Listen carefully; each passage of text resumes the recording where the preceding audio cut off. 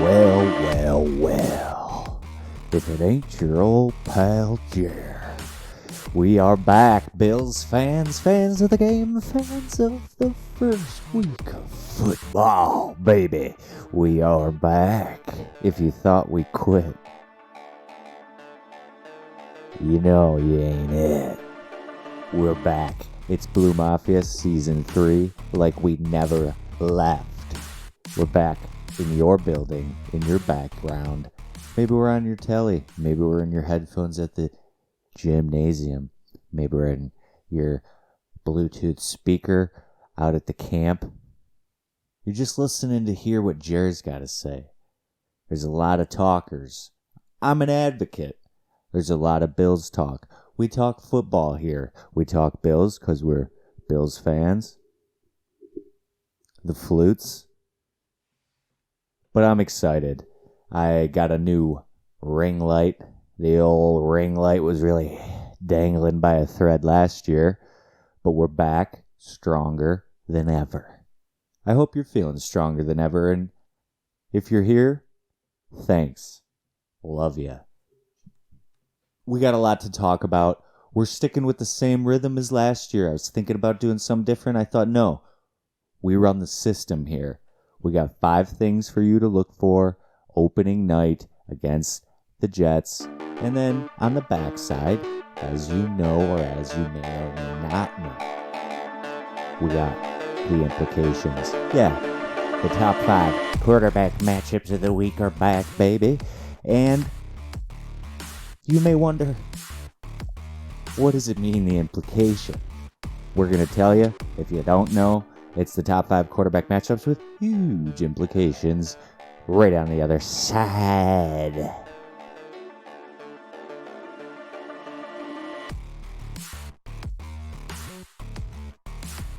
Bills, Jets.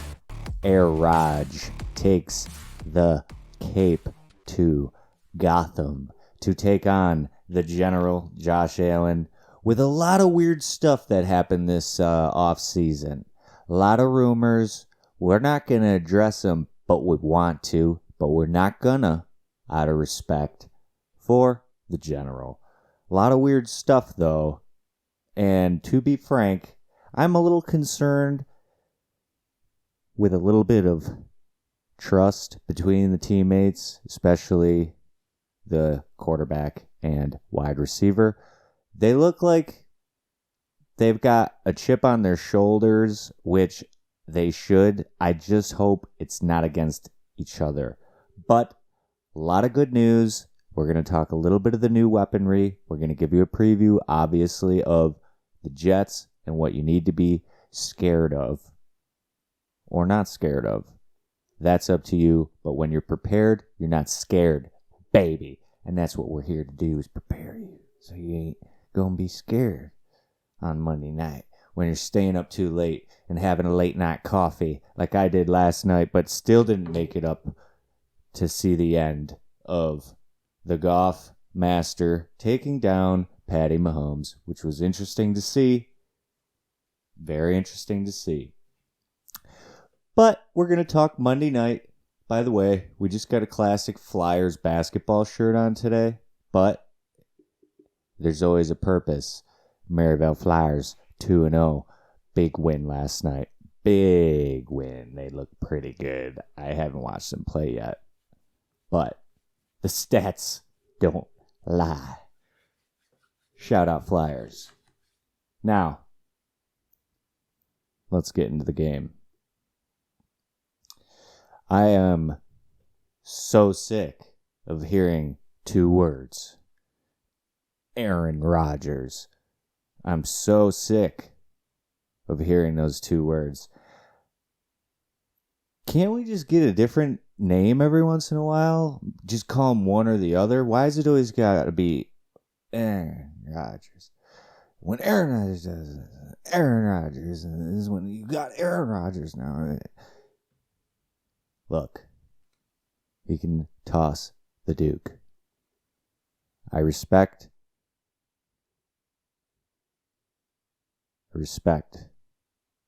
Aaron Rodgers, but I am not sold on the Super Bowl for the Jets. They have a lot of weaponry. We're going to talk about that weaponry.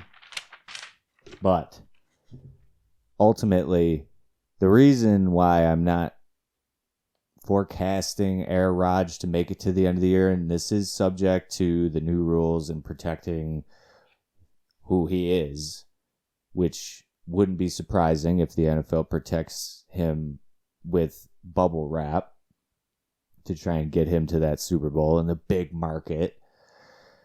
I'm so sick of hearing the big market. You can stream these games from the Swiss Alps. There's no more such things as big market. You know, it's a big market, Saudi Arabia. But he moves from Green Bay to New York, as you've heard 14,000 times. But when it comes to football, him and Hackett have it. They have the relationship. They have the trust. He's obviously already alphaed Salah, who I'm not sold on either. But the reason I'm not sold on Air Rodge is he's got a twice broken collarbone. And he is an older man, and he is working out a lot, and he looks thick and healthy. But it gets cold, and one or two linemen go down or don't perform well. He's going to take a couple licks, and he's going to get sour. He gets upset when he gets hit. And as you know, here at Blue Mafia, we're all about the contact. Real big fan of the rookie linebacker, Dorian. I like the way that he constantly brings contact. I'll be looking for him, even in spell duty. Everybody says that Dorian Williams backing up Matt Milano is a bad pick. I don't think that he's just going to play a weak side linebacker. I think they're going to use Dorian Williams all over the field. I personally think that he can play practically a strong safety, middle linebacker, weak side linebacker, edge rush. I'm just letting that guy fly around because if you watch him in pursuit, he's fun to me. But we'll see. Terrell Dotson getting the start. I'm sorry. Terrell Bernard, not to be confused with Tyrell Dotson. Bernard gets the start. We'll see. I'm sure they're all going to play. I don't think that the Bills defense is going to rely on the linebacker. Not many defenses really do anymore. But when it comes down to Air Rodge, I think if you get pressure on him, you can make his night not fun. If he's in the game, at the end of the game, he can always make plays. But he can't make plays with a shattered clavicle. And that's why I'm hoping that the Bills get to him physically, early, and often. And that will be how they win the game. Now, in terms of how they may not win the game, in reality, because we're not just sorry Bills fans that don't understand or question reality, the weaponry is strong for the Jets. Garrett Wilson is definitely looking good, and he is definitely looking very good with Air Rodge. I personally am a huge fan of Breece Hall, running back. Iowa State, bad knee injury last year, but they said it was pretty clean, so he's back, and I would not be surprised if he's on the field that quickly. He's got to be ready to go, and I wouldn't be surprised if he makes a difference. I don't know how much Dalvin Cook is going to play a role. I can't even believe he's on the team. It's still kind of hard to believe that he's on the team, and they're opening up against each other, the Cook brothers. I'm sure that's going to be slammed in our faces at some point. Maybe not. Maybe they won't even notice. Maybe it'll be too much about Air Rodge. But they have three good running backs. with Michael Carter as well. A lot of weapons. Alan Lazard comes. He's familiar. The whole offense is practically what Air Rodge wants, but the question marks are on the offensive line. As far as the Bills go, I've got some concerns, as I mentioned, but Stephon Diggs has certainly said all of the right things, and he has sort of surprised me with his consistency of what he is saying and how he is saying it. He seems like he's committed. He seems like he wants to win, and I don't know who reached him or got to him, but he seems like he's genuinely trying to be a leader and maybe has worked on some of his communication techniques and is maybe actually serving as that leader. But the new wide receivers, Trent Sherfield, Deontay Hardy, and obviously Khalil Shakir, I'm kind of looking forward to see what they do. I think Sherfield is the type of tough, gritty football player that plays well in Buffalo cold, and I think that he's going to make a difference. And as far as the Kincaid kid goes,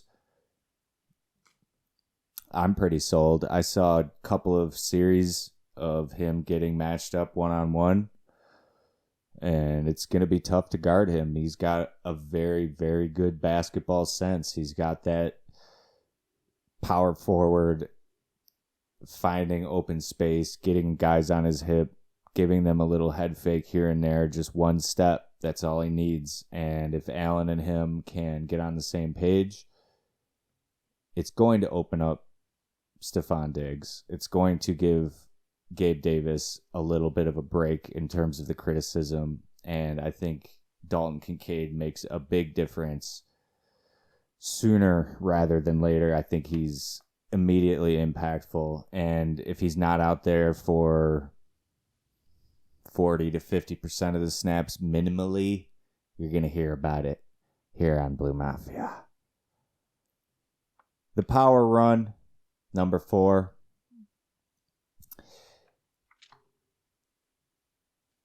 The fact that Bean once again filled a lot of these holes, understated, but Damian Harris won't necessarily need to be the master running back. He wasn't necessarily the master running back in New England, but he still got hurt. I'm hoping he doesn't get hurt soon, quickly, obviously, but while he is on the field, for as long as he's on the field, I think he's going to provide a nice, strong power aspect that has still a little bit of speed. And then Latavius Murray is a dude that I've always loved. He is old school football. He is Natron means business, but he is the size of Cam Chancellor coming downhill. I love Latavius Murray. And the thought of Latavius Murray, Damian Harris, James Cook, and Josh Allen, you should be able to execute and practically win a game without throwing the ball with that kind of offensive talent in the backfield. James Cook obviously is looking like he is maturing into an incredible weapon, and I think he, once again, for as long as he's on the field, these guys get injured. Everyone talks about player safety, but you know me, or if you don't, I don't agree necessarily with these player safety rules, and guys get hurt often. I personally think it's from not doing enough contact. I think there's some science there. Ask the scientists. Number 5 here, the Hellhounds to look out for on defense. These are going to be the guys each week that I give you that when you look out there and you're watching a game and you're having some nachos and you're having some pizza slices and you're having a little bit of taco salad, you can know who's going to possibly fuck up your day. You can know who's going to possibly make you want to scream and or shout. And not the good shout. CJ Mosley, number 57. Great old school linebacker. He's going to be everywhere. He's going to wreck the game probably once with some kind of a turnover or tip ball or big third down play. He's a great player, and I believe he got hurt versus Buffalo last year or shortly before. And Josh Allen has benefited from playing without him on the field, but when he is on the field, he's one of those guys that seems to give the general problems. John Franklin Myers, number 91. You may remember John Franklin from Last Chance U, but this is not him. This is a big, scary defensive lineman, along with Quinnen Williams. Obviously, you'll hear his name quite a bit as well. And another big run stopper. So those are a couple guys up front that you're going to hear the sauce. You're going to hear about Sauce. We all know about Sauce. But those are some of the guys up front that I have a lot of respect for and that I feel are going to be a challenge for some of that run game that we were talking about, that I'm looking forward to seeing, but also could be disappointed against a defense like the Jets. And then obviously there's Sauce on the back end. But Peter Schrager, who's someone I have learned to have a lot of respect for, he calls it like he sees it, and he does a lot of research. And Tony Allen, number 22, is somebody I'm going to be watching because I personally don't know a lot about him, but he spoke a lot about him recently, and he's someone who may make a big play because Sauce is obviously going to be matched up with Stephon Diggs, and it's going to be difficult for Allen and Diggs to not get egotistical and try and take shots just because it's against Sauce, and that can go really, really badly, especially in a primetime game, especially under the lights in New York. You don't want to give Sauce and or the rest of this Jets defense and Aaron Rodgers any opportunities because they will seize them. The offense, the defense, if you make a mistake, this Jets team is mature now. They have one of the oldest field generals and best all time, as we all know. He's a great thrower of the football, but he's a pretty damn good leader. And at this point of his career, I think he's really matured into something special for the game. And I think, once again, if the Bills give the Jets opportunities through turnovers or mistakes or blown assignments, even dropped interceptions, if they don't capitalize on those types of things, they're going to lose. It's that simple.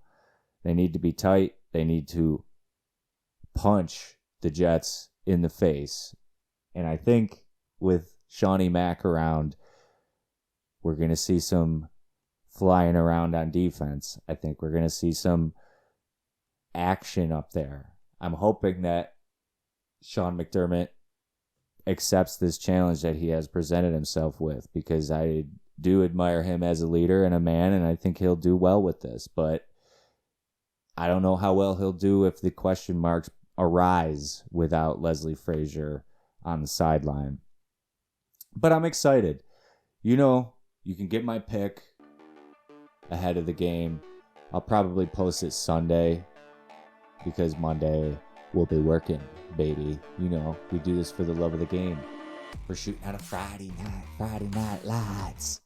But I'll give you my pregame dump prediction at BLEUMafia.com. On the other side, we got the top 5 quarterback matchups of the week. Let's go.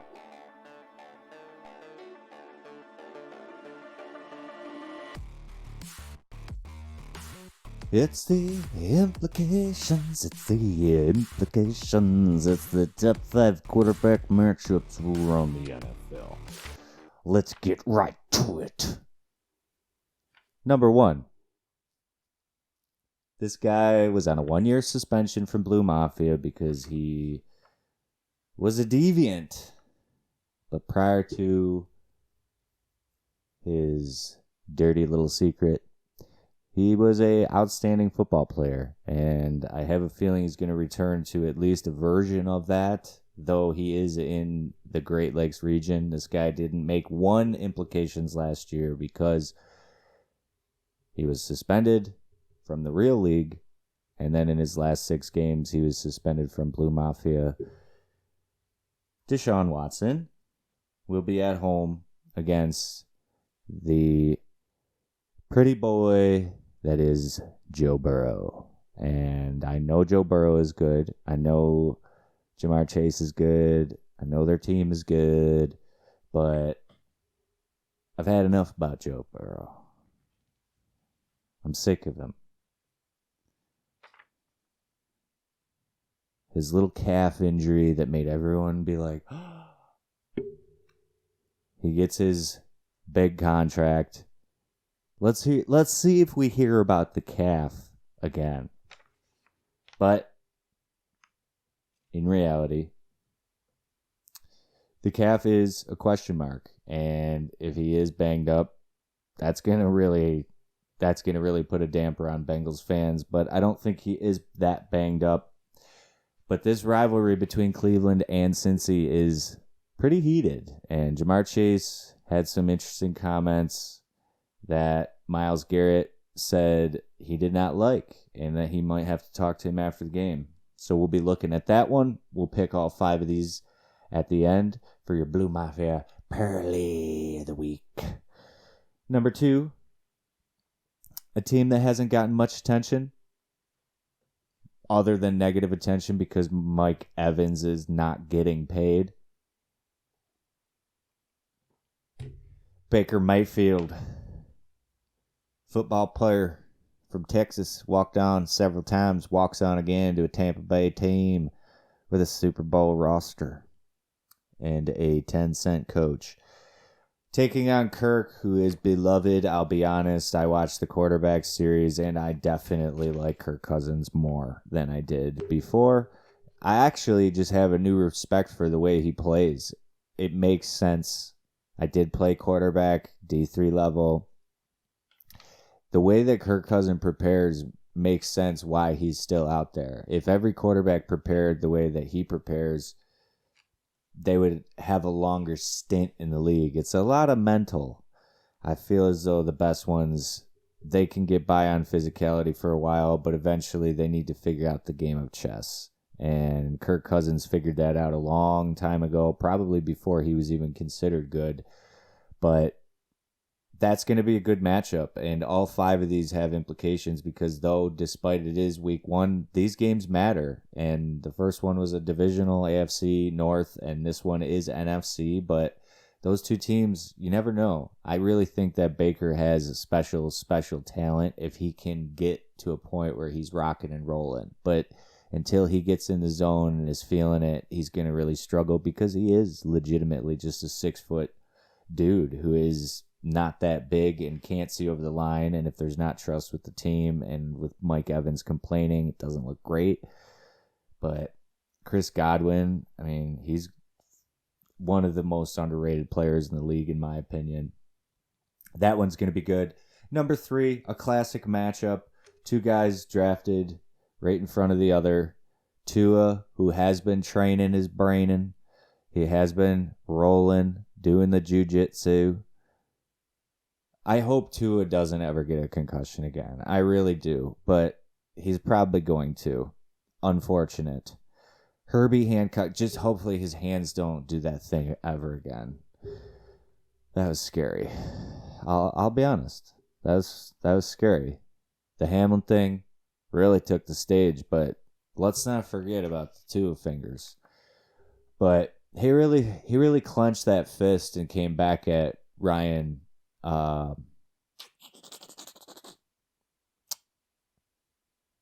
Ryan from the Steelers. He really came back at that guy, and I was happy about it. Good for Tua. Taking on Herbie Ryan Clark, that was. See? Told you. Hope Tua doesn't have any more concussions. Herbie Hancock. Now, Herbie Hancock was the largest contract prior to Joe Burrow, who has not really done anything in the playoffs. And you know me here, or maybe you don't.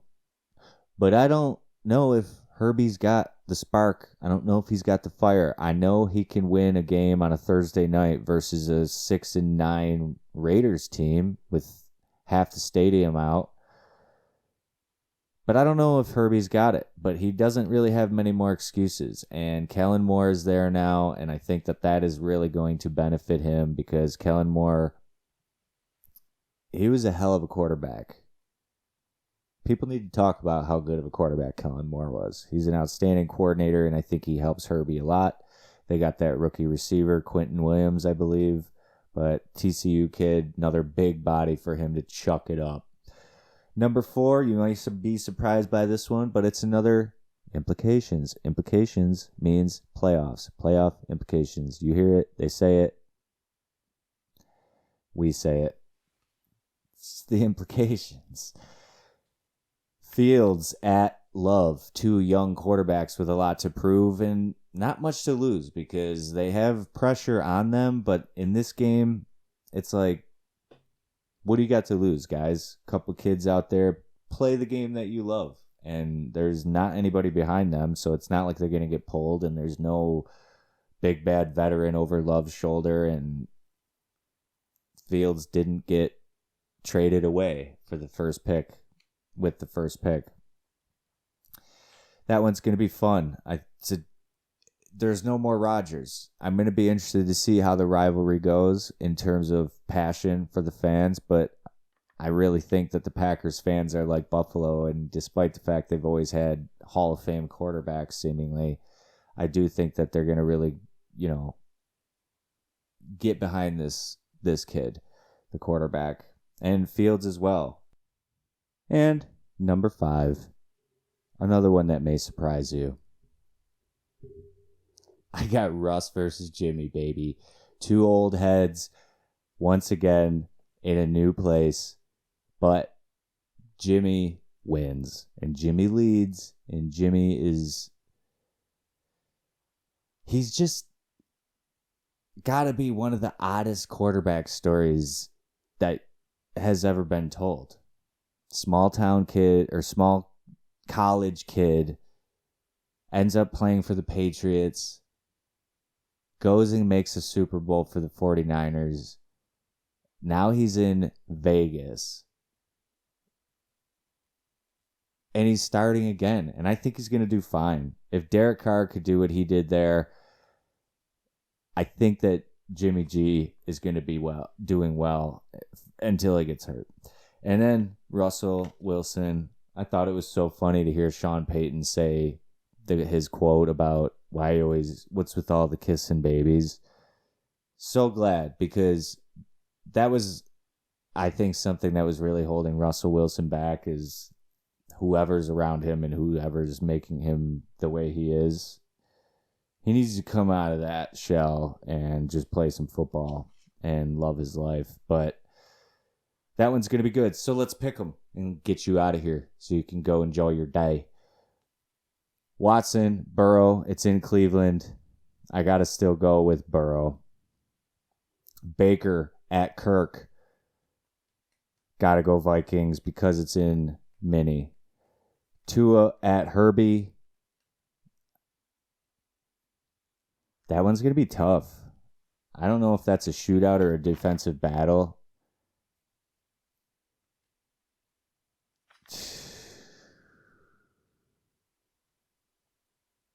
I think because of the West Coast, I got to go Herbie.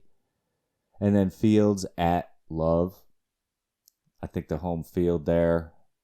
It's the first week. The home crowd's going to be wild. I got Love. And then Russ, Jimmy in Denver.